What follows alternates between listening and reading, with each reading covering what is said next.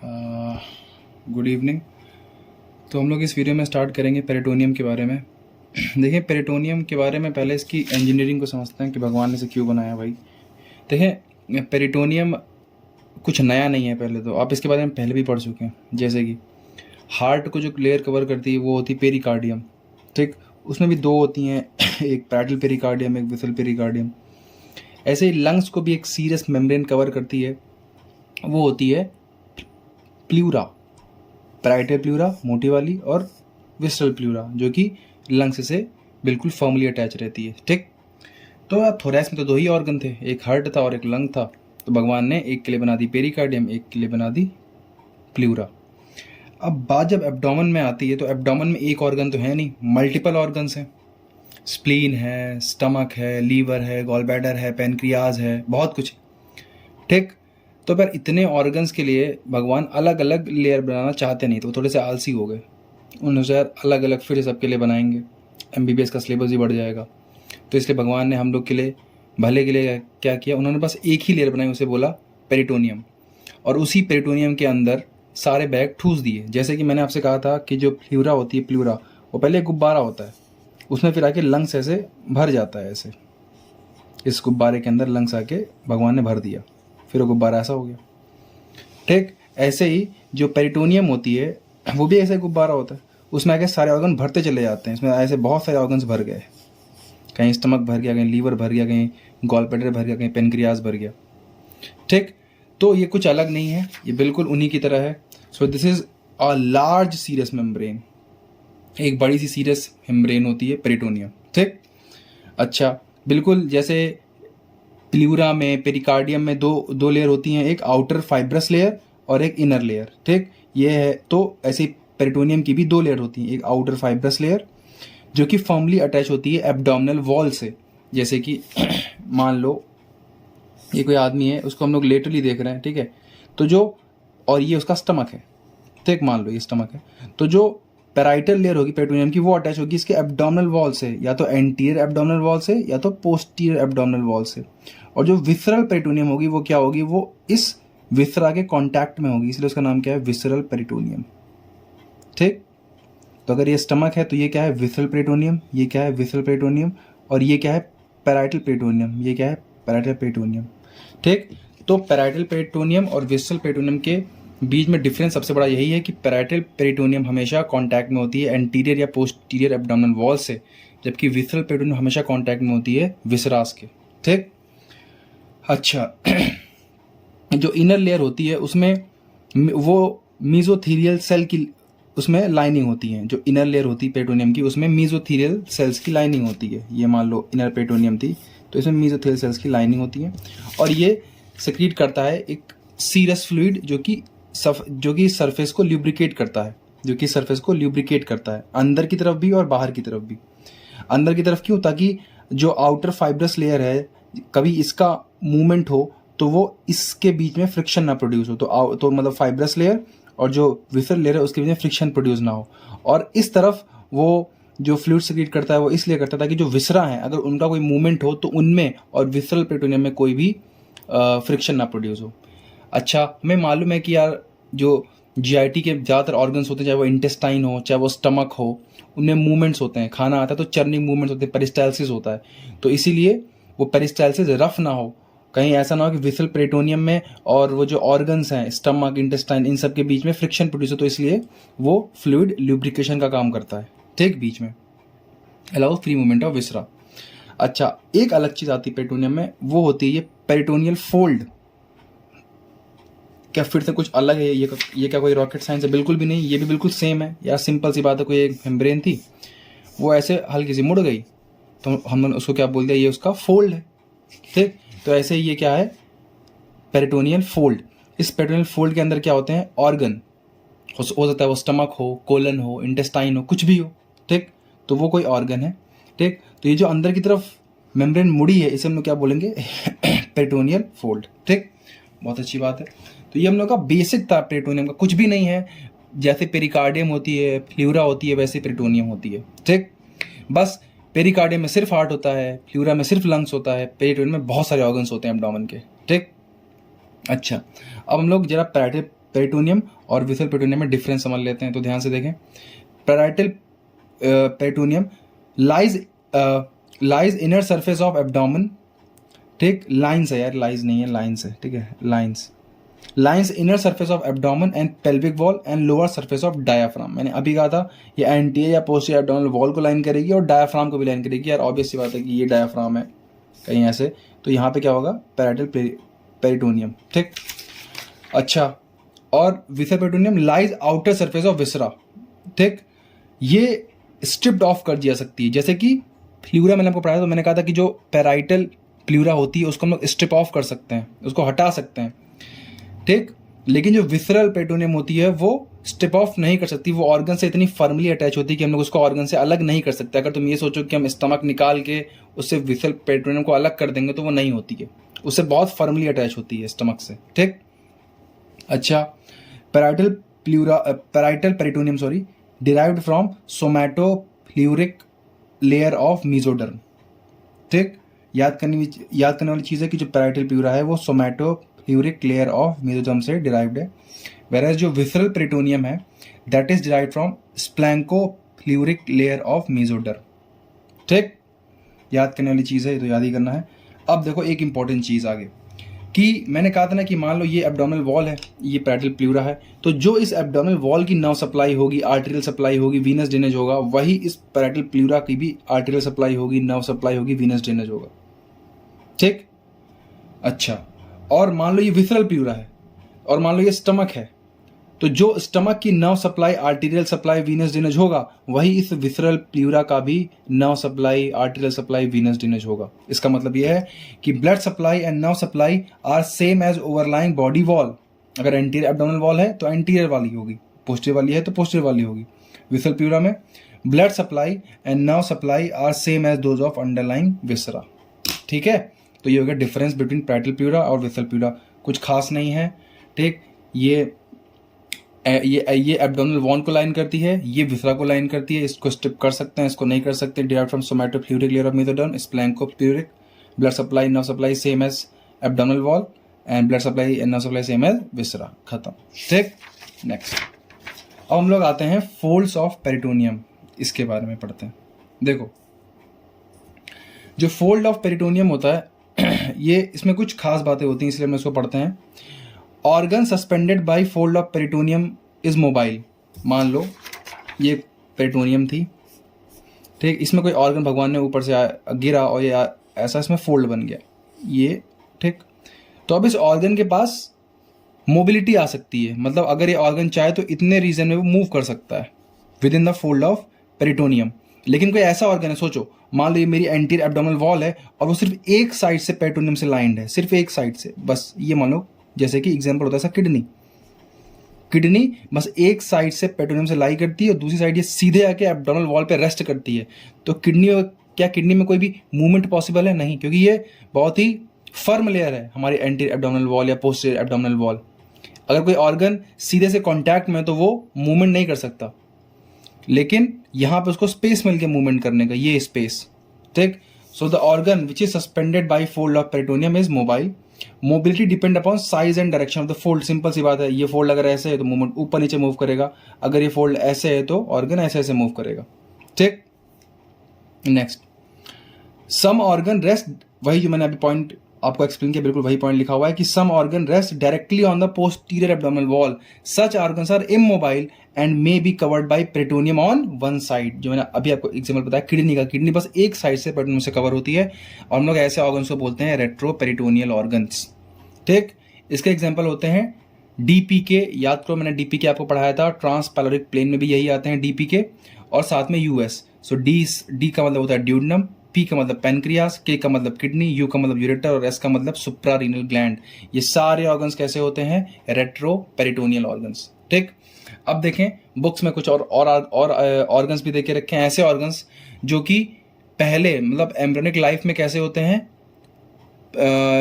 पूरे के पूरे पेरिटोनियम के अंदर होते हैं, लेकिन जैसे जैसे डेवलपमेंट होता है तो क्या होता है, वो रेट्रोपेरिटोनियल में कन्वर्ट हो जाते हैं।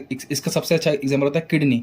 एम्ब्रियोनिक लाइफ में जो किडनी होती है वो पूरी की पूरी पेरिटोनियम के अंदर ही होती है, ठीक, एक कंप्लीट पेरिटोनियल ऑर्गन या एक इंट्रा पेरिटोनियल ऑर्गन होता है, बट एम्ब्रियोनिक डेवलपमेंट के दौरान जो उसकी अटैचमेंट होती है एब्डोमिनल वॉल से, वो आके एब्डोमिनल वॉल में ही मिक्स कर जाती है और फिर किडनी के पास बस एक ही लेयर बचती है पैरेटल पेरिटोनियम की, और वो एक रेट्रोपेरिटोनियल ऑर्गन बन जाती है। खैर इतना ध्यान नहीं रखना है, बस याद रखना है रेट्रोपेरिटोनियल कौन कौन है, डीपीके यूएस, ये इंपॉर्टेंट है। ठीक, अच्छा, अब ये पेरिटोनियल फोल्ड एक रास्ता है, तो इस रास्ते से ब्लड वेसल्स, नर्व्स, लिम्फेटिक्स इस ऑर्गन्स में एंटर भी कर सकती हैं। So it provide a passage for vessels of nerves and lymphatic and vessels. ठीक, अब आ जाओ नेमिंग पे। अब मैंने कहा था ना यार कि जो एब्डोमेन होता है उसमें बहुत सारे ऑर्गन्स होते हैं, बहुत सारे ऑर्गन्स को मतलब ऑलमोस्ट हर ऑर्गन को पेरिटोनियम ने कवर करके रखा होता है, भले एक ही साइड से करके रखा है लेकिन करके तो रखा है। ठीक, तो हमें नेमिंग ज़रूरी है। हमें इस नेमिंग की ज़रूरत थोरैक्स में क्यों नहीं पड़ी थी, क्योंकि अब वहाँ पे तो दो ही चीज़ें थी, बस हार्ट और लंग, लेकिन यहाँ पे तो बहुत सारी चीज़ें हैं। ठीक है, तो इनकी नेमिंग कैसे करते हैं, देखो मान लो कोई एक पेरिटोनियम है, उसने कवर करके रखा है कोलन को। ठीक है, तो हम लोग उसकी नेमिंग कैसे करेंगे, हम लोग उस पेरिटोनियम का नाम कैसे बोलेंगे। तो देखो in general we use MES और मीजो, MES मेस या meso followed by the name of that organ to describe that peritoneal fold. जैसे कि मान लो मुझे कोलन के पेरिटोनियम फोल्ड के बारे में किसी को बताना है, तो मैं क्या बोलूंगा, मीजो लगा दूंगा आगे कोलन। सो मीजो कोलन वर्ड क्या दिखाता है, मीजो कोलन वर्ड ये दिखाता है वो पेरिटोनियल फोल्ड जिसमें कोलन है। ऐसे ही मिस एंट्री, मिस का मतलब तो MES है, enteron word is use for intestine. So miss entry is that peritoneal fold that contains intestine. ठीक, लेकिन ये जनरल होता है, कुछ एक्सेप्शन भी होते हैं। जो सबसे इंपॉर्टेंट एक्सेप्शन है वो है हम लोग का स्टमक। जो लार्ज पेरिटोनियल फोल्ड होता है स्टमक का, उसे हम लोग ओमेंटम कहते हैं, उसे हम लोग क्या कहते हैं, ओमेंटम। ठीक, उसमें ये मिस मीजो सब काम नहीं आता। अच्छी बात है। अब नेक्स्ट आ जाओ, peritoneal fold connect organ to abdominal wall. अब देखो, या तो जो पेरिटोनियल फोल्ड है वो ऑर्गन को एब्डोमिनल वॉल से कनेक्ट करेगा या फिर एक ऑर्गन को दूसरे ऑर्गन से कनेक्ट करेगा। जैसे कि मैंने आपसे बताया था हाँ क्या एग्जाम्पल दिया था किडनी का, तो देखो यहाँ पे जो पेरिटोनियल फोल्ड था उसने इस ऑर्गन को एब्डोमिनल वॉल से कनेक्ट किया।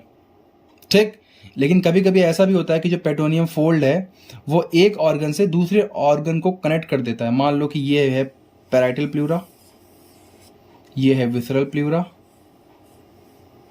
यहाँ पे मान लो मेरा स्टमक है, यहाँ पे मान लो लीवर है। तो यहाँ पे देखो पेरिटोनियम ने दो ऑर्गन्स को भी जोड़ दिया। तो जब पेरिटोनियम दो ऑर्गन्स को जोड़ती है तो हम लोग उसका नाम रख देते हैं लिगामेंट। अब क्या ये ट्रू लिगामेंट है? नहीं भैया, ट्रू लिगामेंट तो नहीं है। ये ट्रू लिगामेंट का काम क्या होता है, बोन को बोन से जोड़ना। लेकिन क्या ये ट्रू लिगामेंट है? नहीं, ये तो ऑर्गन को ऑर्गन से जोड़ रहा है। तो ये एक टाइप का फॉल्स लिगामेंट होता है। ठीक, तो जब पेरिटोनियम दो ऑर्गन्स को जोड़ दे तो हम लोग उसका नाम क्या रख देते हैं, लिगामेंट। बात समझ में आती है? अच्छा, अब इसी का एग्जाम्पल पढ़ लो एक, जैसे कि स्टमक और लीवर को जोड़ने वाली जो पेरिटोनियम होती है उसको हम लोग बोलते हैं गैस्ट्रोस्प्लीनिक लिगामेंट। ठीक, एक और मैं भूल गया, तो कोई बात नहीं, ऐसे और भी एग्जाम्पल्स हैं। ठीक है, एक होता है ट्रायंगुलर लिगामेंट ऑफ लीवर, वो भी फोल्ड ऑफ पेरिटोनियम ही होता है। ये शेप के आधार पर इसका नाम रखा गया है। जो पेरिटोनियम का फोल्ड उसके ऊपर आता है लीवर के ऊपर, वो देखने में ट्रायंगल जैसा लगता है, तो हम लोग उसको बोलते हैं ट्रायंगुलर लिगामेंट। ठीक, तो वो लिगामेंट ट्रू लिगामेंट नहीं है, बिकॉज वो तो पेरिटोनियम का फोल्ड है। ठीक, अब आ जाओ हम लोग बात करते हैं पेरिटोनियल कैविटी के बारे में। तो ध्यान से देखो, ये थी पैराइटल प्लूरा ब्लैक से, ग्रीन से है विसरल प्लूरा, इसको लाइन करिए मेसोथेलियल सेल्स ने। ठीक, ये थी एक कैविटी, पेरिटोनियल कैविटी। एक लाइन लिखी हुई है BTC में कि पेरिटोनियल कैविटी होती है पहले, बट जब उसमें एक ऑर्गन आके रेस्ट करता है तो वो एक छोटा सा स्पेस बन जाता है। देखो अब तक एक कैविटी थी, बट जब इसके अंदर कोई ऑर्गन आ गया तो हम लोग तो ये हल्का छोटा सा स्पेस बन गया, तो अब इसे बोलेंगे पेरिटोनियल स्पेस। ठीक, छोटी सी बात है, इसमें कुछ बहुत बड़ी बात नहीं है। तो इनके बीच में होता है पेरिटोनियल फ्लूइड। मैंने इसका फंक्शन आपको पहले ही बता दिया है कि it has lubricating function to allow movement of one peritoneal surface over the other. ठीक, कभी कभी क्या होता है, इस पेरिटोनियल कैविटी के अंदर कलेक्शन ऑफ फ्लूइड हो जाता है। कलेक्शन ऑफ फ्लूइड को जनरली हम लोग क्या बोलते हैं, एसाइट। क्या बोलते हैं, एसाइट। ठीक।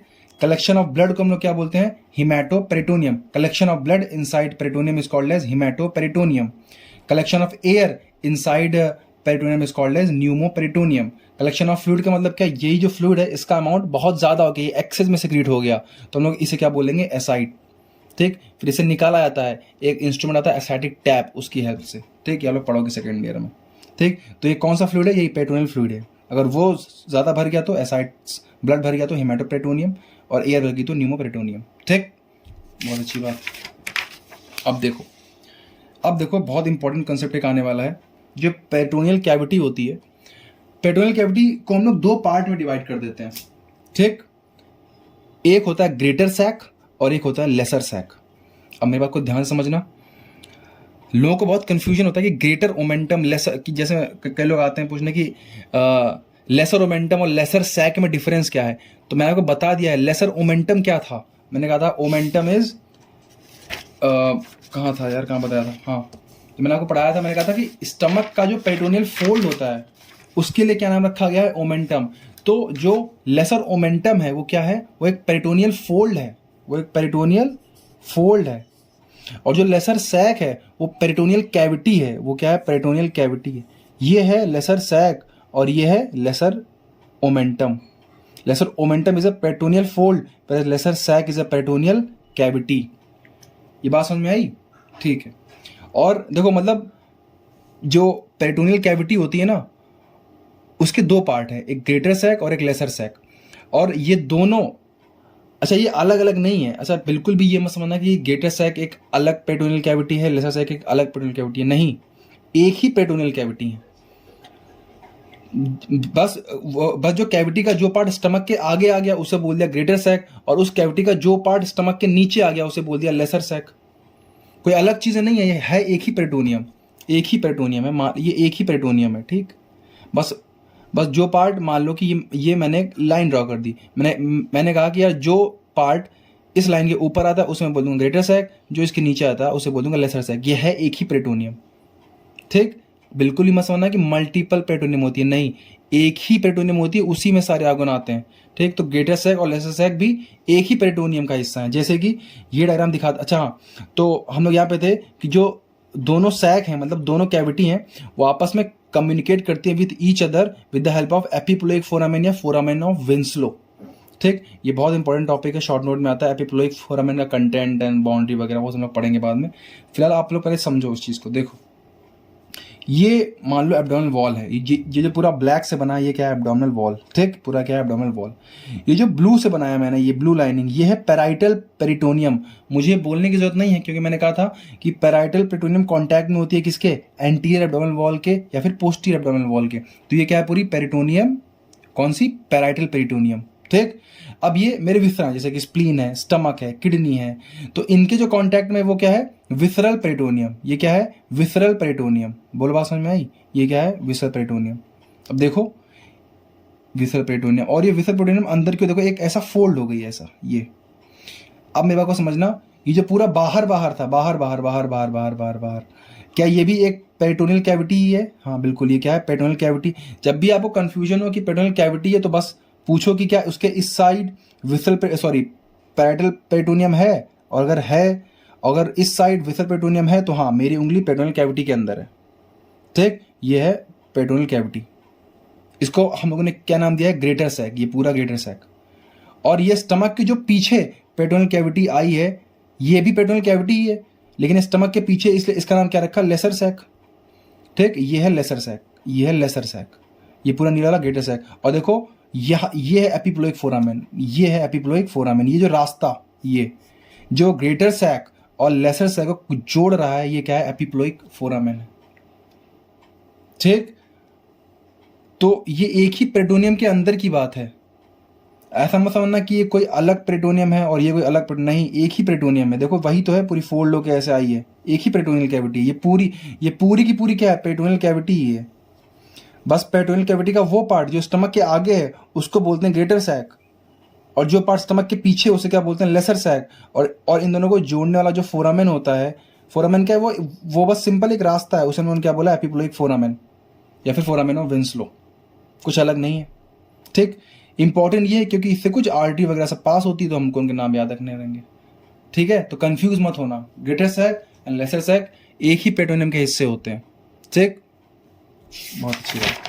अब आते हैं सेक्स डिफरेंस की, क्या मेल और फीमेल में जो पेट्रोनियम होती है उनमें कुछ डिफरेंस होता है?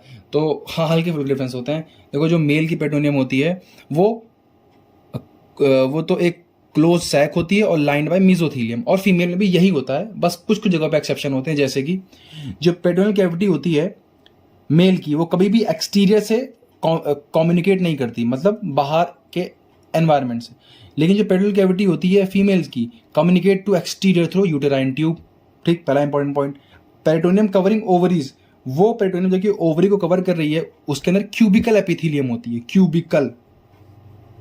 सिंपल सी बात है, ओवरी को गैमीट्स जनरेट करने तो वहाँ पे क्यूबिकल एपिथीलियम ही होगी, सिंपल सी बात है। और जो पेरिटोनियम फिम्बरी को कवर करती है, फिम्बरी आप लोगों ने पढ़ा होगा, फिंगर लाइक प्रोजेक्शंस होते हैं, ठीक है।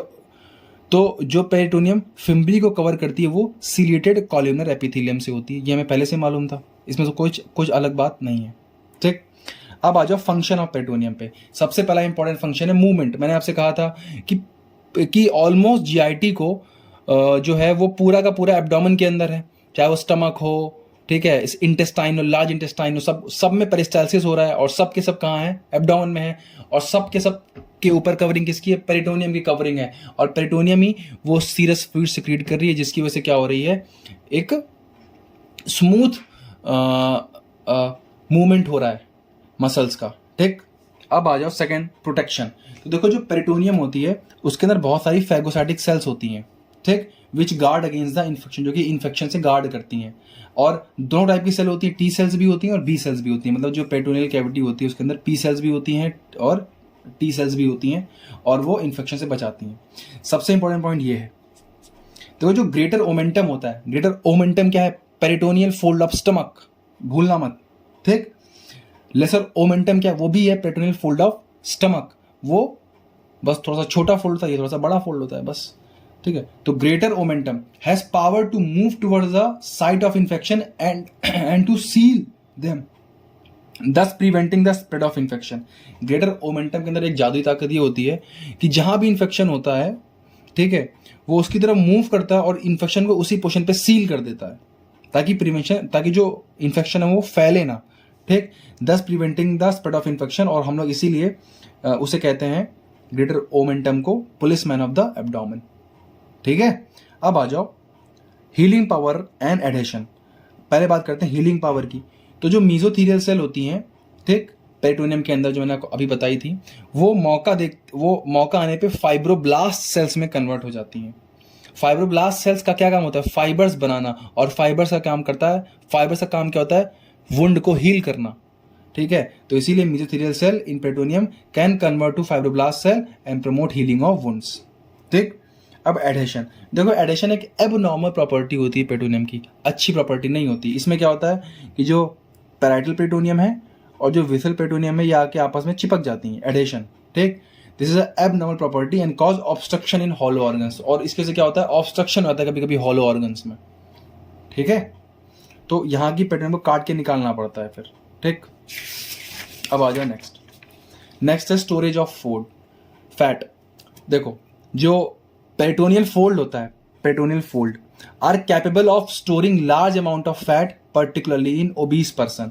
देखो जो पेरिटोनियल फोल्ड होता है उसके अंदर कैपेसिटी होती है बहुत ज़्यादा अमाउंट ऑफ फैट को स्टोर करने की, ठीक। और जो मोटे मोटे लोग होते हैं, जो आपको दिखता है ना उनका तून निकली हुई, वहाँ पे फैट डिपॉजिट है। वो फैट डिपॉजिट कहाँ पे है? जो पेरिटोनियल फोल्ड है ना, उन्हीं पे डिपॉजिट हो जाता है। So peritoneal fold are capable of storing large amount of fat, particularly in obese person.